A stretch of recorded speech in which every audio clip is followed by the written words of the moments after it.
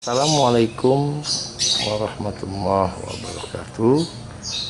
Pada pagi hari ini pada channel YouTube kami akan membahas tentang bagaimana memahami 3 jenis karakter lobet yang kita akan mainkan di gantangan.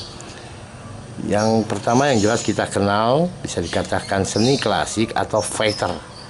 Cara ini sudah dianggap kurang efektif karena dimana kebanyakan lobet mengeluarkan durasi atau powernya sedemikian rupa sehingga untuk selanjutnya dia sulit untuk mengeluarkan jedah-jedah rapatnya.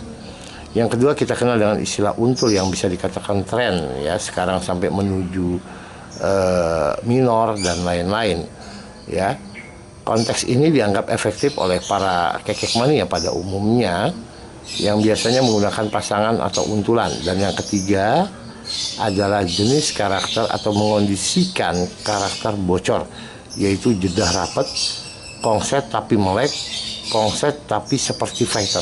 Nah, ini cara yang kebetulan kami suka dan kami eksis 60% keberhasilan kami sampai 80% di lapangan memainkan jago-jago kami. Oke, sapa-sapa pada channel YouTube kami pada hari ini.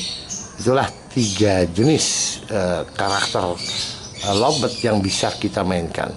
Oke, guys, bagaimana untuk selanjutnya, khususnya bagi teman-teman yang awam untuk bagaimana memainkan peran jawara jagonya mulai PAUD ataupun dewasa, bisa dikondisikan semuanya. Untuk itu ikuti terus channel YouTube kami dan juga jangan lupa subscribe atau klik like untuk membangun channel kita, untuk berbagi pengalaman kami selama 5 tahun dan juga terkumpul hampir 400 trofi dari pengalaman kami di gantangan ataupun menggantang lobet.